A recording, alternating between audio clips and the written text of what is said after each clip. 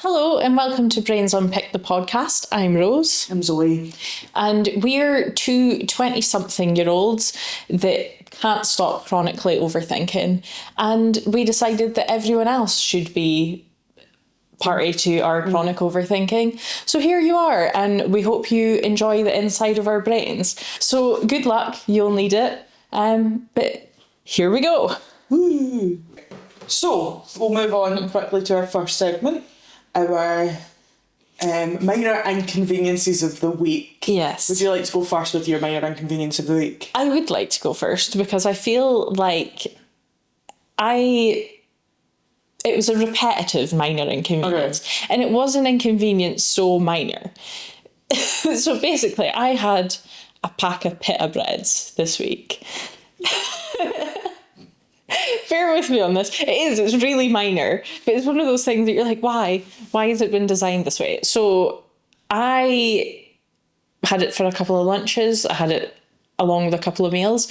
And you know when you want to open a pita to put stuff inside? Yeah. Why did they never open properly? I feel like there's got to be like a bake it first before you cut it. Probably. Like I think the issue with using pita breads and stuff here in Scotland is that we don't know how to make them properly. Yeah. So then they taste like crap. Yeah. You watch the videos and all that, they're firing them, they're putting them on like fire to puff them up before they shove everything into it, essentially. Yeah. But basically, so I was putting them in the toaster. I thought something along those lines, but not quite the same. And everything I tried, couldn't, and then you put your knife through it and you're like, oh man, don't need this right now. But at least you've got food in front of you. Yeah.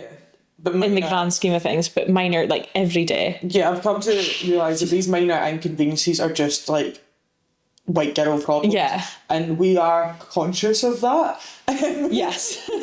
But nevertheless, it can get to you. Yeah. Clearly we're not surviving in any sort of adversity whatsoever. No. Yeah. But yeah, so every day it was the same shit, different day. Yeah. And then when you do get them open, why are the air that comes out of them is scalding hot? I'm being burned. So yeah, that was the gist of my. I think they should just be ready. Have you ever read instructions on a pita bread? No. Is there instructions on a pita bread? I bet you there is. Surely I not. want you, between this week and next week, to fucking read the instructions on a pita bread and go back to me. Should you put pita bread in the toaster? Probably not.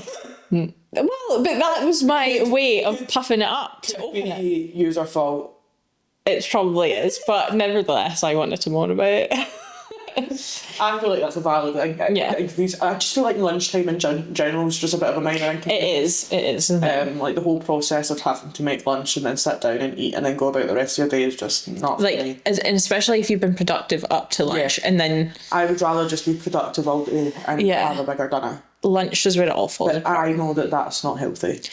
I would never survive because then I would spend, if I didn't eat lunch, I would spend the rest of the day thinking how hungry. Like a traditional 9 to 5 office job, sat at my desk. Yeah. Kind of office job, call centres or admin or something like that, because I just couldn't cope with the lunchtime. I just couldn't cope with it. Couldn't cope. I'm like, time for my wee lunchtime, and then it's instant slump. How do you go back and do all your day? You can't. I plan my days so that lunch is my food is dictated around my energy levels.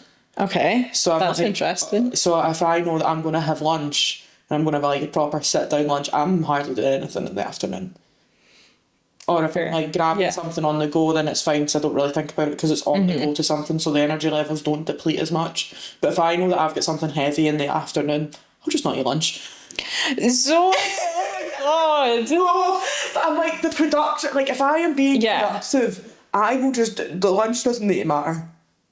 Lunch can take a sidestep until I've finished the thing that I need to do. Yeah. That's why see, I don't eat until 4 or in the afternoon, because it's I've been so productive that if I stop, it's getting off a treadmill, you're not going to get back on the That's true. treadmill. But this is where I'm I know that's it's not right. Let's face it. That's not Probably healthy. normal. I don't know what you're talking about. But I really envy you because I couldn't be productive because I'd be like, I'm wasted away. I'm so hungry. I can't think of anything else. Genuinely, so I was just away back in Glasgow for the week, and at my aunt's house, I ate one like actual dinner the full time I was there. And then I made like breakfast a couple of mornings or something like that, and that was it. But in general, like I don't really remember eating, and it's not that it's not that I didn't eat, but like food is not like a concept in my head of like, oh, you need to eat now. Like, see if I wasn't coming to do this morning, I probably wouldn't eat until like 6 o'clock. See, this is becoming a major inconvenience because all I think about is food. I feel like we're two opposite ends of this spectrum. You never think of food. It's the only thing that crosses my mind. Ever again, life would be a lot easier. Yeah. But that takes me on to my minor inconvenience, which isn't anything about food. But it's kind of about food, actually. Okay. So, I actually find this a major inconvenience, but I know that everyone else in the grand scheme of things I'm going to be on the same really page. Minor. I hate that supermarkets change their layouts depending on the shop. Oh my God. Like, why is it that I'll go into one Lidl and their bread will be right in front of me, but I go to the other Lidl and the bread's at the end near the tills, or I go and the milk's there, but then in some other Lidl the milk's somewhere else. Somewhere, like, Tesco's quite consistent. Asda, the worst of the worst. I don't understand what a thing is in Asda. No.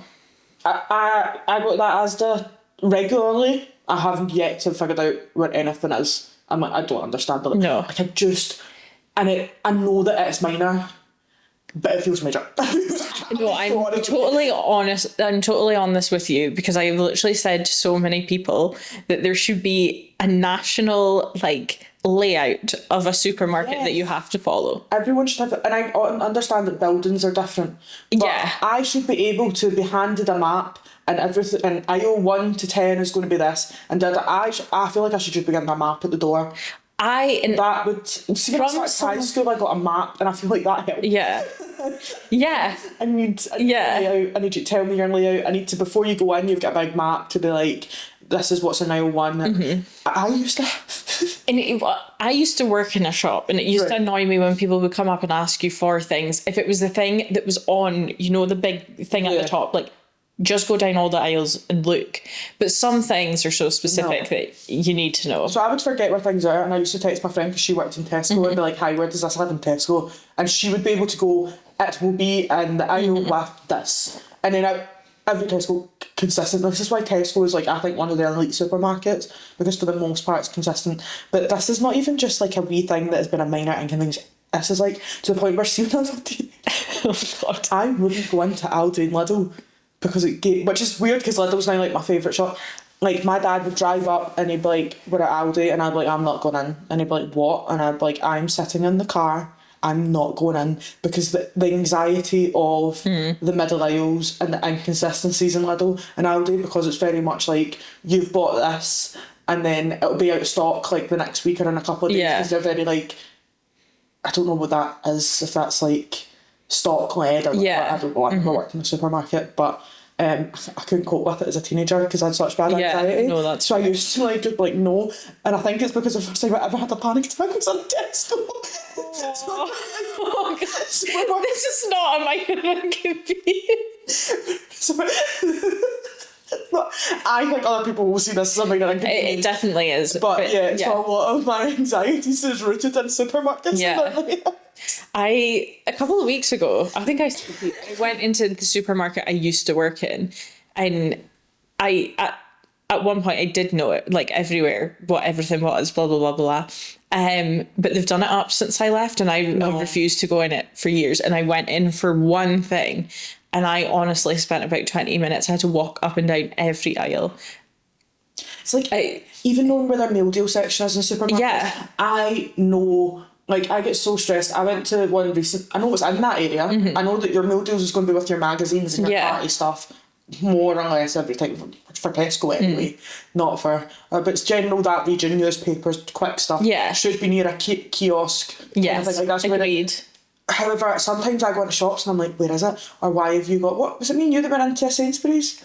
And the chocolate is through the barriers? The meal deal with the sandwiches and the crisps and the drinks is like as you come in the door, but then you have to go through the security barrier to get to the chocolate that's also included in the meal deal. Wild.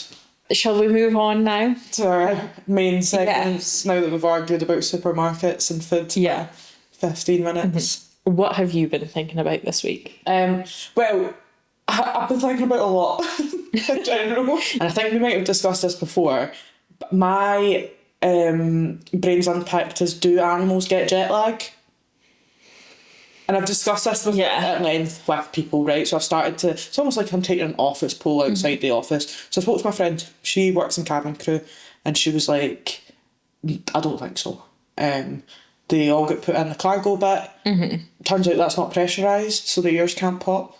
Someone I'm glad else to hear told that, 'cause I was worrying I don't know about if that was her or if that was someone else. Someone told me that they go in, the cargo section isn't pressurised, so then their ears don't pop. But I'm like, what do you mean? Because why are we in a pressurised bit and the animals aren't? She also told me that when she goes into her bunk, you can sometimes hear animals crying. Oh no. And I'm like, that's the saddest thing you've ever told me. I don't like that. No. So my question to you is, do you think that animals get jet lag? I don't know the science behind jet lag, but my understanding of jet lag is that we get it because we're changing time zones, so we're awake longer? Or is that not? Maybe. I actually don't know. Because I feel like... I know that jet lag is something to do with our body trying to adjust to time zones. Yeah. So I feel like because... Like if you've been awake, so like say if you went to Australia and you left here in the morning and you've had a night's sleep and you're awake like throughout the flight, you're not tired enough to go to sleep, and then you get to Australia and it's the morning again. No idea if this is scientifically correct, just what my understanding is. And then you're like, well, I don't want to go to sleep and waste a day of my holiday, so you try and stay up to the night. Animals aren't going to do that, are they? They're going to sleep on the plane. Animals just sleep whenever. Do animals... I know that animals can build routine, right? Because my cat starts screaming from like 7:30 in the morning because she wants fed, even though she doesn't get fed till 8:30. But like, do you know what I mean? She has routine. I can't be in my bed past 11 o'clock because she's like, right, up you get. Let's go lie on the couch if we're doing nothing. So... I know that they can establish routines, but can they... Is their sleeping routine enough that it would impact them so that they get jet lag? I feel like they've got to get jet lag. Do you? I feel like they're not gonna. That's why I don't understand how we get a jet lag and they don't. Because regardless of... I feel like we're conscious of the time zone. But it's to do with your circadian rhythm. I don't know if I said that. So, right. Okay, I'm going to actually... So you've got your... Hold a science lesson, here we go. So you've got your circadian rhythm and like your body clock, and that's how your body knows when to sleep and how much sleep you should get. And that's what regulates how your body sleeps. Right. So when you get jet lag, it's messing up your circadian rhythm because you're messing up your traditional sleeping pattern, I think.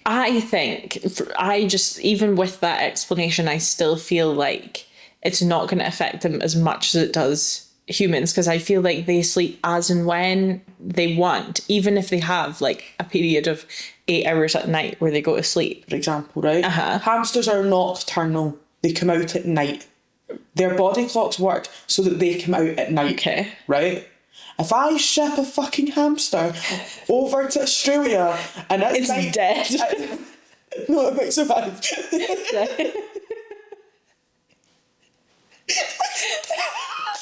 I don't see a hamster making that journey. For years. Okay, right. 24 hours span. Right, so we leave here at 9 a.m. with my hamster Jim, and me and Jim jump on the plane. We need to get multiple planes. It's more or less a 24-hour flight. So we would then turn up 9 a.m. UK time tomorrow on Sunday, right? But Australia's 12 hours ahead, so we're not arriving at 9 a.m, we're arriving at 9 p.m. Right. Is that hamster going to run on 9 p.m. Australia time or 9 a.m. UK time? Because then it's going to be nocturnal in the day and not nocturnal. So, like, do you see what I'm saying? I So do see this what now. does the hamster start doing? Does it get confused or does it just see dark up? I think Jim would be like, this is a fucking long day. Is it, what time is it? It's not time for my bed yet. And then he might just, I'm having to call it a day now. This is getting ridiculous. I just don't know. You think it's not? Well, now that you've said that there's, like, I wasn't thinking of nocturnal animals. You I were was thinking just about thinking- hamsters. No, this is news to me. I've never had a hamster. Why are they kicking about at night? What? You've never had a hamster? No. I feel like that's a really vital part of childhood. Is it? Yeah. My friend had guinea pigs. I never had. Did you have a friend who had a hamster? Nope. I had fish. Wild. I had feel like goldfish. everyone I know by association has a traumatic hamster story with either their friend's hamster or a family member. No. Have I ever told you my traumatic hamster No, story? do tell. Oh. Spill the beans. So, we'd hamsters growing up. Yeah. We'd thunder and lightning. Oh my god, one got struck by lightning. Imagine. No, Lightning was an arsehole, so he used to bite everyone. Oh, that was the names. Yeah. Right. I thought you were telling me you had... Thunder and lightning. Yeah, you were setting the scene of the traumatic event.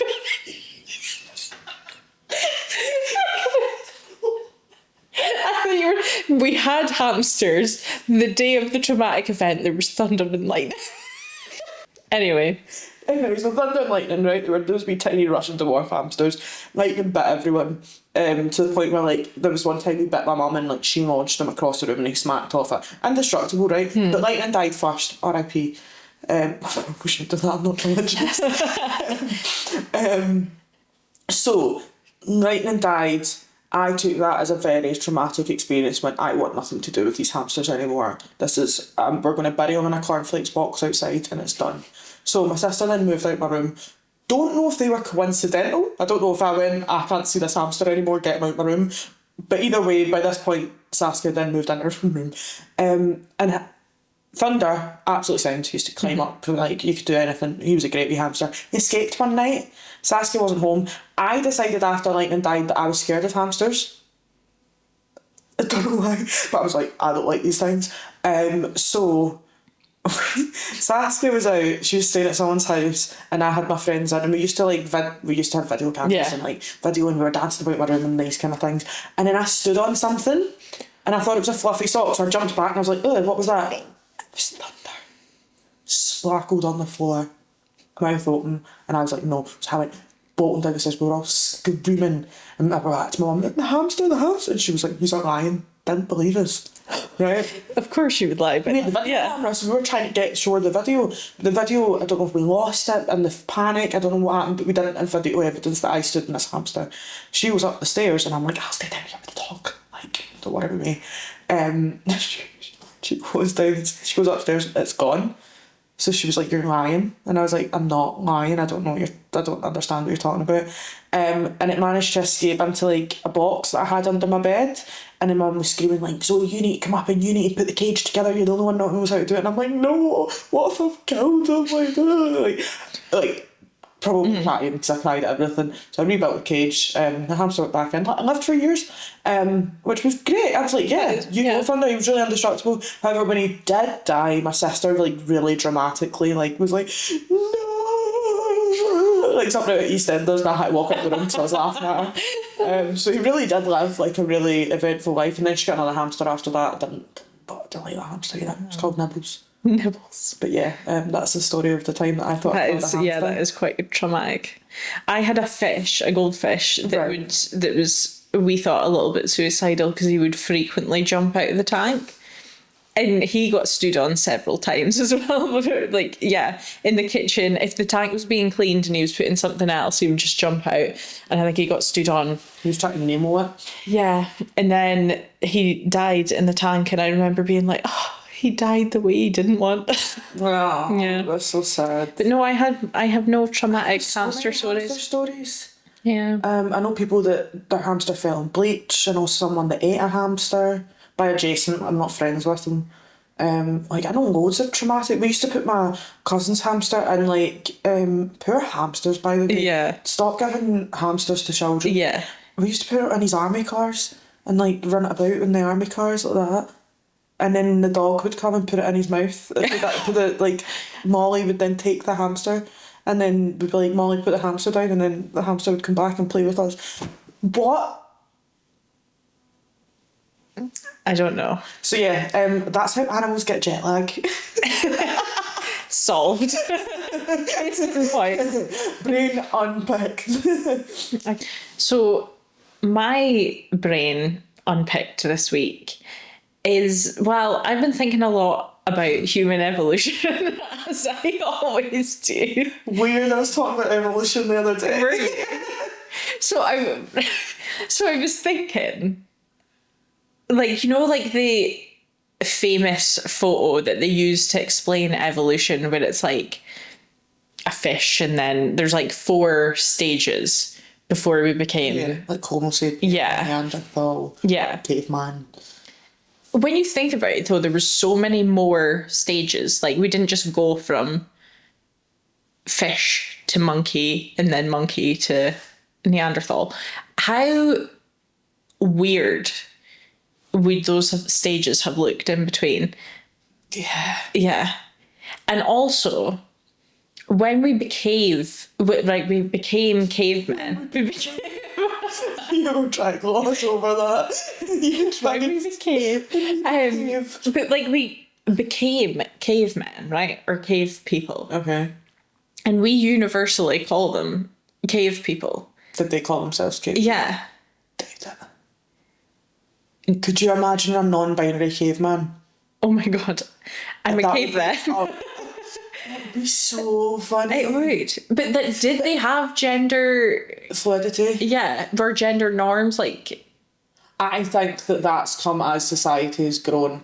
Yeah, so like how wild is that? Is that we don't... Well, maybe some people do, but like we don't really know. Yeah, so how weird is it that we don't know like all the stages? Yeah, like at what point did they stand?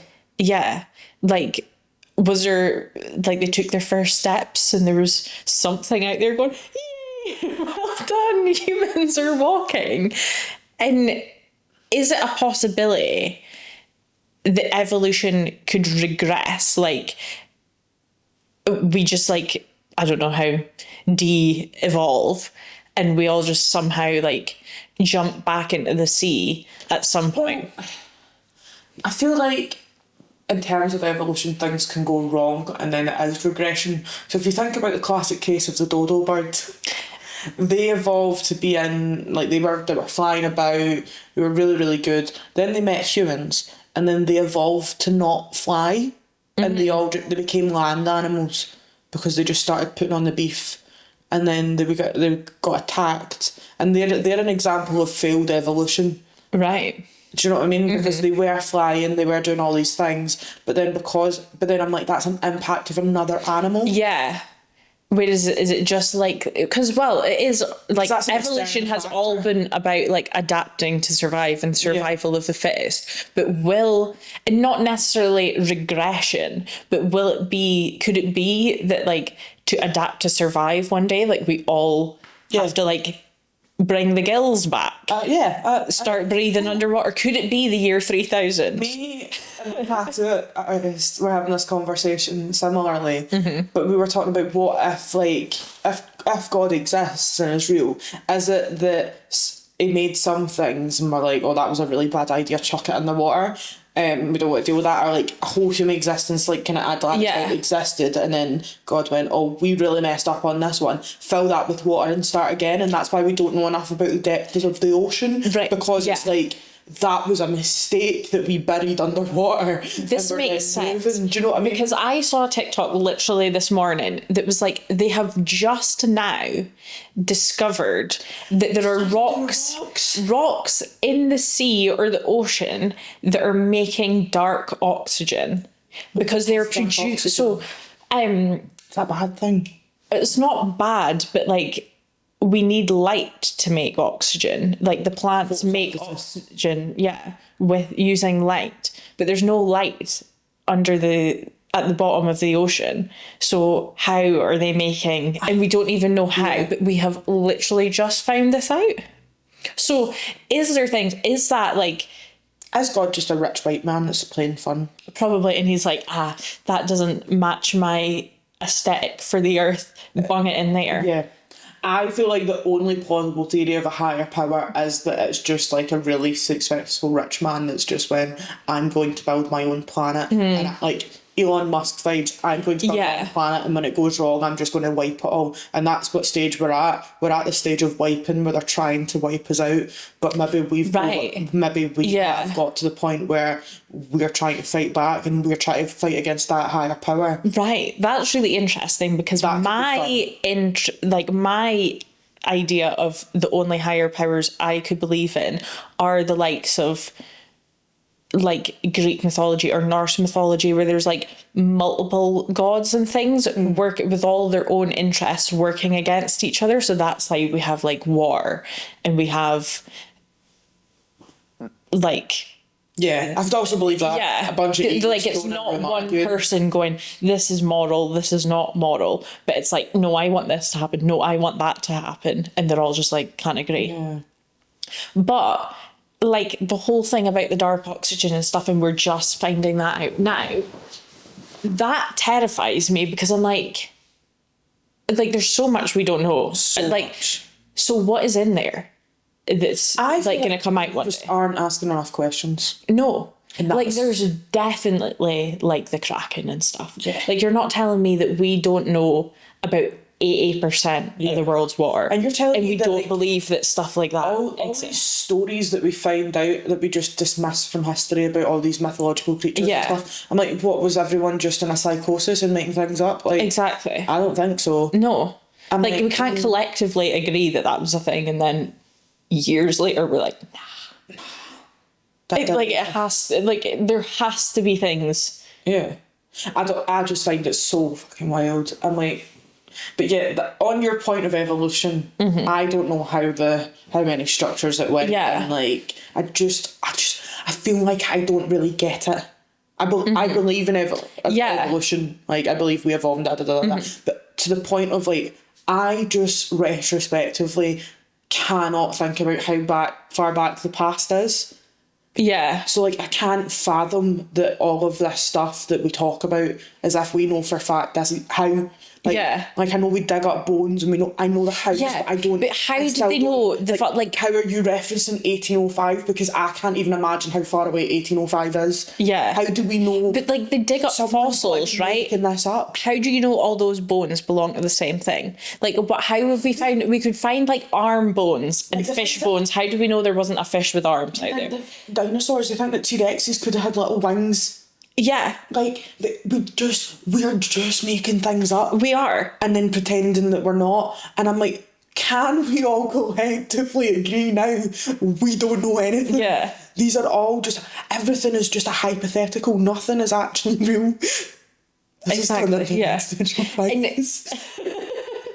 And there's definitely... But why are we so scared of space when we don't even know what's in this planet? I'm not scared of space. I think that I, as a person, very much somewhat, I'm skeptical about everything. But one thing I do want to believe is that the stars and the planets and the moons have everything to do with how our planet is affected. Because I'm like, you're telling me there's whole other planets and universes and that we have never explored and we don't know why, and we just pretend that doesn't have any sort of power. But we are tiny. Like, if we are what, like, you know, they say to us, and we're this tiny little planet that exists and there's a whole humongous field of things, why do we believe something as big as stars and planets, and why do we think that's a bunch of googly gaga, but God is a real factor? Yeah. Or like other things. Do you know what I mean? I feel fair fucks to people that believe nothing. Yeah. Yeah. But I just feel like we're all pretending that we have answers to something that we don't know. We're just as much as the stories of people telling old wife tales. Exactly. And I think we're never gonna know. And I think that's a fair... Yeah, well, I can't live with how little answers I know about existence when I have so many. Yeah.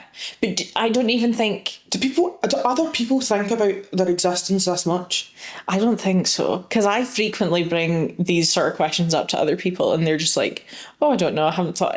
Why? Why? Like, what are you doing? Like, what's going on in your head? Thinking about, like, the small villages that used to exist in the place that you're now sat. Yeah. Because I think about that. I'm like, what did this place look like in 1805? Yeah. Because it didn't look like this. And how do we know? Do you know what I would love to get a glimpse at? Pangea. Yeah. What was that like? Walked everything. Yeah. I mean, we couldn't have. It would have taken too long. Yeah. But, like... What did that look like? Like, don't we think it's a little bit silly and a little bit crazy that we're all fighting over land when at one point everything it was joined just like, together? let's all just push it back together. Like, I'm sorry... Yeah. I just don't get it. I'm like, maybe this is regression, because shouldn't it be simpler than this? Maybe everyone else had it right, and we've evolved wrong. Probably. Maybe we're just meant to live in little communities. I think we got too in our heads and we became like too interested in politics. Yeah. Like, instead of just being like, la la la la la, let's make daisy chains and all hold hands and you hunt, I'll gather. We decided to invent money and... I'd love to be a gatherer. Oh, absolutely. Just mess about all day and pick things and come back and go look at all these little trinkets and no one's thought... and make things, and I could fully imagine myself living in a community as a little... making potions and making little crafts to function things and going out and picking the berries, and like I could fully see that for myself, because I love the thought of getting up, going on a random little walk to get a little coffee, having a little lunch and wandering back and doing little things and finding little trinkets on the way. Like, I just think that is a very natural experience for me, and I feel like that's the same experience as getting up, going gathering for the day, coming back and being like, look at all the things I've gathered, we're now going to make this with the things, and I just it just seems less exhausting. It does. And it's just like each thing was essential. Like, you couldn't have hunters with no gatherers. Like, do we actually... This is true. This is true, I don't know. I can't cope. But then maybe because it feels so natural, it must have been. And then someone out there decided that we all needed to have different careers. Like, there wasn't like just... If I could meet the person that made our world into The Sims, like, I would have words. Yeah. Why have we done this? Why have we decided that with people... Do you think that cavemen had a hierarchy of, like... I suppose they probably did in our little, like, communities, that someone was a higher power. Yeah. Or do you think that they were all just, we are the same people?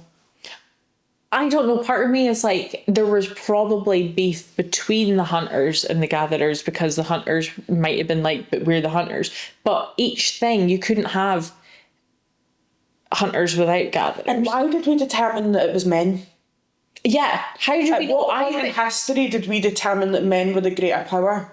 No, I don't know, because there's some civilizations that don't. Yeah, or like they have no gender. It's not based in gender, it's just based on your particular skill set. I respect that, that's so much better. Why? And it's possible that was the way for us, because some man out there went, but it was definitely the men that was the hunters. And loads of other worst thing that's ever happened.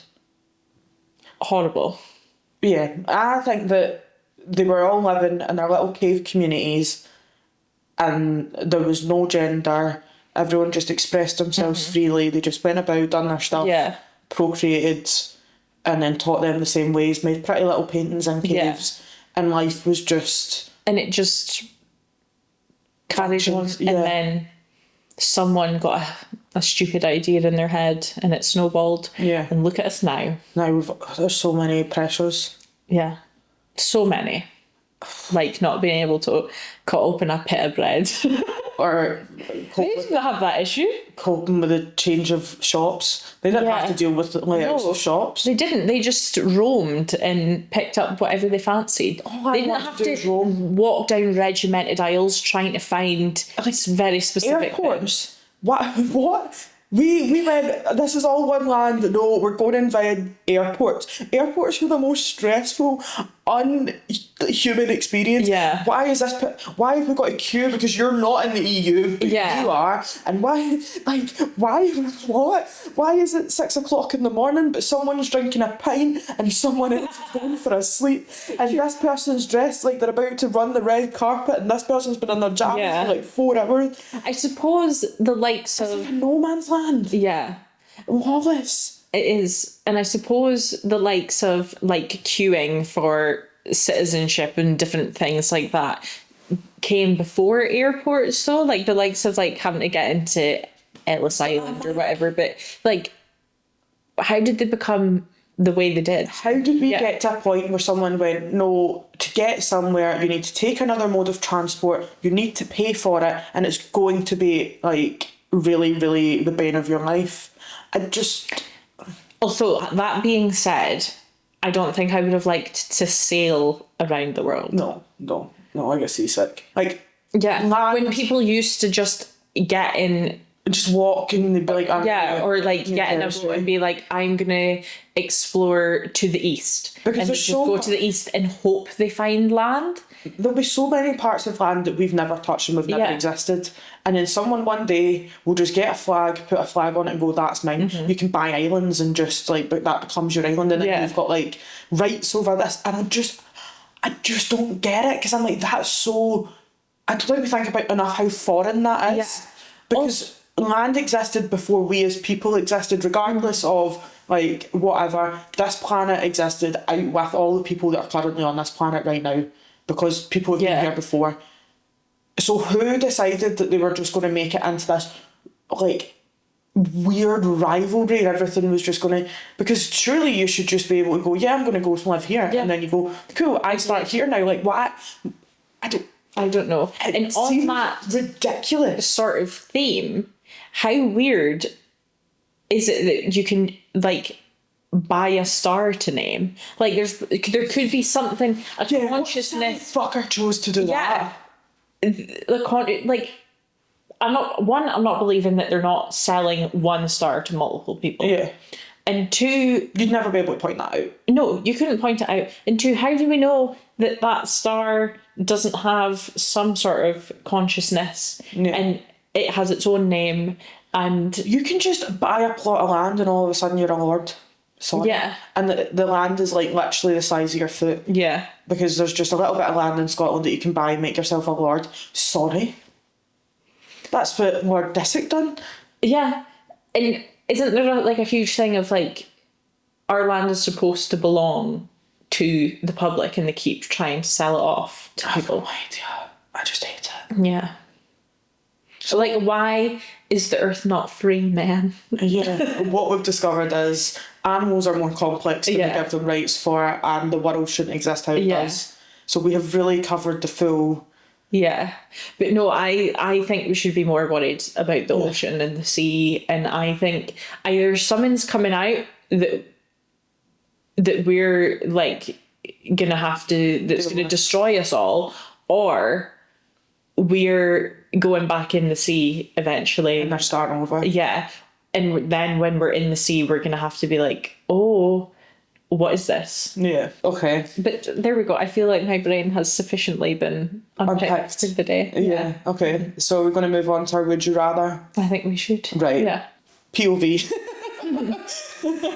You're stuck in a teen film. Okay. So like a teen film. Teen film. Right. You're stuck in a coming of age teen film.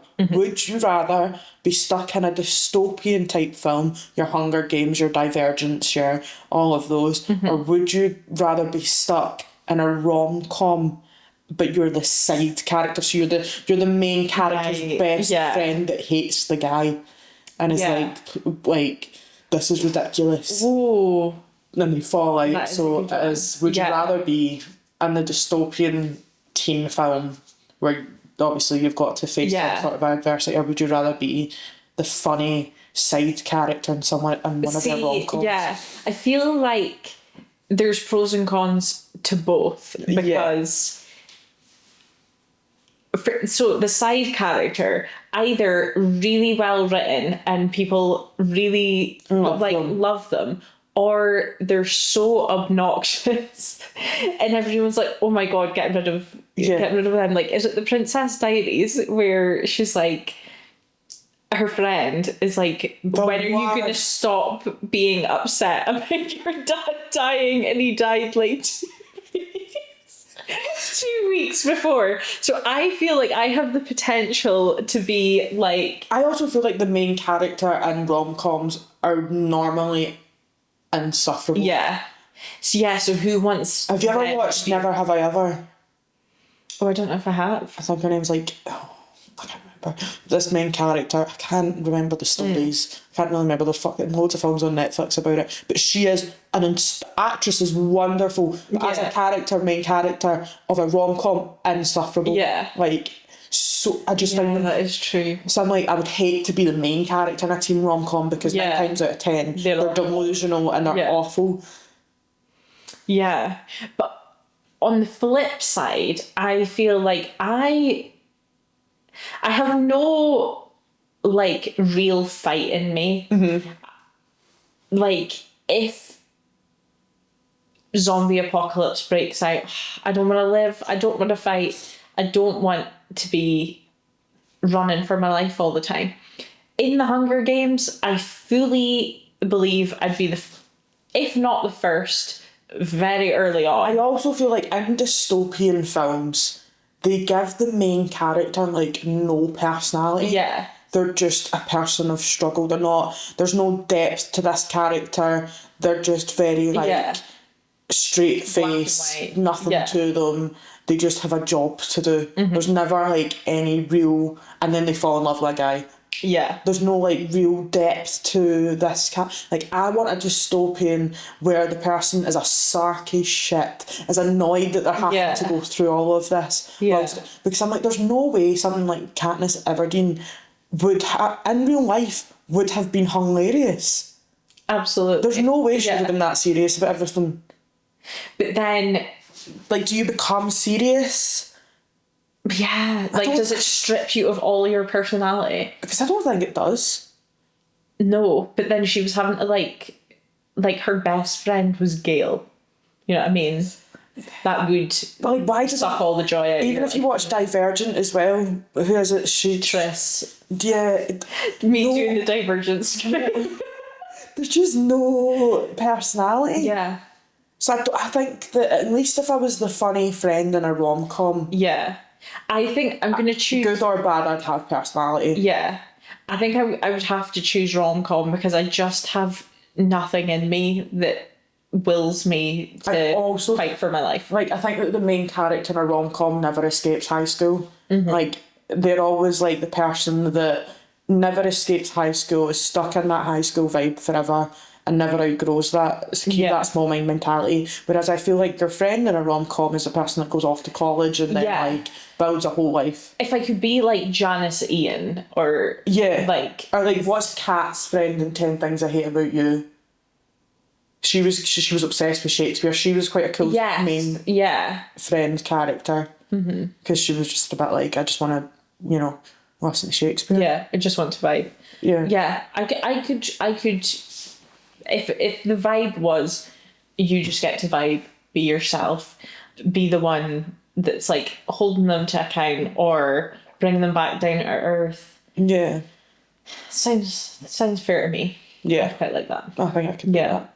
What is your would you rather? Would you rather, from now until you die, only be allowed to be in rooms with other people at all times, or never be allowed to be in rooms with other people? Never be allowed to be in a room with people. No questions asked. Yeah. I can FaceTime you. Yeah. So agreed. Because we can shout across rooms. Exactly. Like, cut like a hole in a wall. That's very glory hole-ish. Don't do that. Cut a window. Not just an eye hole. Why are you instantly just cutting holes into walls? Cutting a window in a wall. I think You're like, glory holes everywhere. yeah, that's me. That's exactly where my brain went. Anyway, but you could you could shout through, you can contact people, but can you imagine never getting a minute's peace, just having to be in a room with people at all times? I need time away from it. Yesterday, I did not leave the house. I think I texted you and maybe one other person all day. I more or less fell off the face of the earth yesterday. Yeah. Because I was like, I have socialised too much. I don't want to see another soul. Mm-hmm. And now today I'm like, I can see people again. But had I had to use, from Thursday, I came in at 9 o'clock Thursday. I did not leave the house until this morning or this afternoon. Yeah. Because I was like, I need to have spoke to the delivery man who delivered my Dominoes, and I went, thanks very much. Dominoes. That was the extent of my socialisation. Yeah. And I think that's healthy. Absolutely. But having someone around, even if they're in the room and they're not speaking to me, their presence is enough for me to go, you're being perceived at all times. Yeah. Sometimes you just need time where no one can perceive. How does that work if you lived with someone, but if you choose? So every time you entered a room, they would have left the room. You couldn't enter the room if they were in it. Could you imagine having to be in the same room as someone all the time and you needed the most disgusting poo ever, and they've just got to endure that? Yeah. Because that's where my brain goes to, is I am not well and I'm spewing out one end, it's not nice out the other, and someone's got to be in the room whilst I'm doing that because they have no choice. Yeah, it couldn't happen. That would be awful. But there would be people that would say but you'd miss people, you'd become a recluse. But as long as you were confident that your connections would still stay in touch with you. It also feels like a kind of ideal scenario. We can live in the same house, but we never have to be in the same room at the same time. Absolutely. They don't really. I suppose to an extent you would miss hugs and things like that. Yeah. You would miss the intimacy, but realistically, it's the better option. Yeah, than have to be with someone all the time. So I just could not imagine that situation. I think it would really fit into my dream of becoming a recluse. Was that the dream? Yeah. But I can imagine you build, in my head, you build this house, right? Mm-hmm. But you've got to have secret hallways and all that. Yeah. Because it's the only way that you can never cross paths. So I am going all mystical with it, that there's secret doors and secret gateways and hallways, so that you'll be like, right, I need to come into the kitchen. But most people only have one entrance to the kitchen. Yeah. So it would need to be right, well, I'll go up the secret path, you come through the main path. I do think it would be, but it would also eventually get exhausting having to coordinate, shout every time, I'm going in there. Maybe have tannoy system throughout your house. That's true. And go, hello, what room you in? We can do that with Amazon Echo Dots now. So my auntie has an Echo Dot or some sort of Amazon device in every room, and she'll go, Alexa, drop into bedroom, and then she can just talk through the other Alexa to my cousin in his room, and he'll be like, what is it? And she'll be like, dinner's ready, come down, rather than having to shout. So maybe it would just be that you would have some sort of tannoy system, or Alexas everywhere that you can go, right, Stuart, what room you in? And they go, kitchen. Go and make me go and put a bagel in the toaster and bolt. That's fair. You have revolutionised this, because I was looking at it as a perspective of, I just get to be on my own. You know what I mean? Well, purely because I think I live on my own just now. Yeah. So I would just be, in my head, I was thinking that's how, but I wasn't, when you went to work, how does that work? That doesn't, because you can leave your house. You can go outside, but you just cannot. Oh, yeah, how do you do the supermarket? Yeah. Oh, it would be quite difficult. It would. You're not just existing in one space. Supermarket a room? Yes. Okay. Foiled. I don't know then. Yeah. That would be quite difficult. This is why I was like, I would just retreat into the forest and become like some sort of witch living in. Fair. But I would still maintain Enough technology that you could FaceTime people. Yeah, and I can still keep in touch with everyone, and See, they could come and stand outside my house and I could talk to them that way. You know what I mean? Like I could see their face through a window, so I wouldn't like lose sight of everything. But I suppose it's kind of lockdown if you were done lockdown on your own. So I done lockdown on my own and it was just me. Yeah. And it was very much like, oh yeah, you're never in the room as the same person. Yeah. And it didn't really bother me. No. But when I then went back into the world and felt like what that felt like again, it very much did impact me. By the time we got to the third lockdown and it was the Christmas time, I struggled a lot more because I was like, oh, like I have no one, but I've had a taste of seeing people again. Yeah. I remember one time, I don't know how far into lockdown this was, and like my neighbour was coming up the stairs and she was like an old wee lady, so I was holding every door open because she wouldn't let me take her bags up the stairs, and she gave me a hug, and then I went into the house and I just cried because I was like, oh my god, that's the first person that's hugged me in months. Oh. So I'm like, would I actually miss it more than I think I would, because I think about that and I'm like, well, that affected me. Yeah. But then, especially because it's like, but there was a potential that you would eventually the thought of there returning to society, but in this case you probably wouldn't be. But the thought of actually having someone in the same room as me every day for the rest of my life sounds more of a chore than being alone. It is, like, oh my god, it's the toilet situation for me. That's the crux of it. I could not get past that toilet situation. Not even being unwell, I would just never pee again. Like, I would never pee again.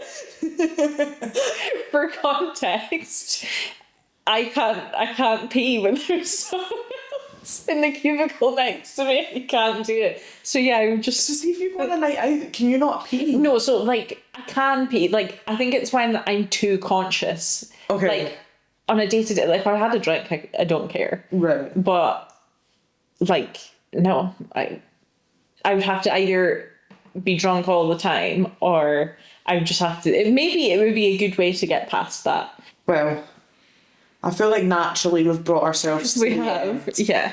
So, are we still both going with... I don't want to be in a room with another person. Yeah. Other people for the rest of my life. Yeah. I think that I would have to cope with no people. Yeah. But yeah, so that brings us to the end of episode 2. It does indeed. We have really delved into the depths of the existence of people and animals and thoughts and feelings. Absolutely. I feel like the audience, whoever they may be, is really, really getting an insight into our brains. And I'm hoping that the people that watch this are of similar vein. Yeah. And have those questions. And if you do have those questions, you can send it in to brainsunpicked@gmail.com and we will unpick your thoughts, which could be slightly more exciting. It could be. Than just unpacking our thoughts. Because this could be something totally that neither of us would ever have dreamed of thinking about. Yeah. But we need to discuss. Yeah, so if we could start doing that, that would be really cool as well. Please do, but just know... If you've got any good would you rathers, because I'm struggling. Yeah. But just know, whatever decision we come to is final and you have to accept our decision. Yeah, and if you don't, I'm sorry. Yeah. There's nothing that we can do about that now. Yeah. But yeah, so that brings us to the end of episode 2. Thank you very much for watching, or listening, or participating, or listening to us on mute, because I also appreciate that too. That's very important. Do it again if you want. Yeah, keep doing it. Yeah, round and round and round. Please, we'd love that. Give us some sort of feedback, whether that's good or bad. Hate comments are funny. Yeah. But please don't pick apart my appearance, because I don't think I've got... I can't promise I won't cry, but I will laugh. Goodbye.